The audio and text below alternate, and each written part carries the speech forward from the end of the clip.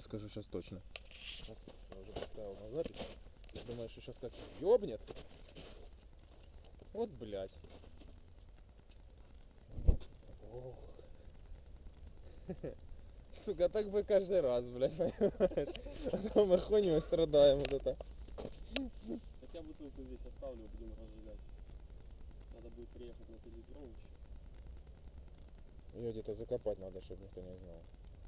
А то кто-то еще не будет выпьет, блядь.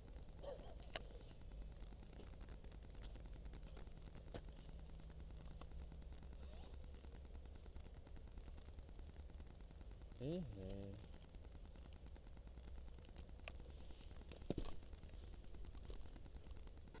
Мясо на Что? бензине.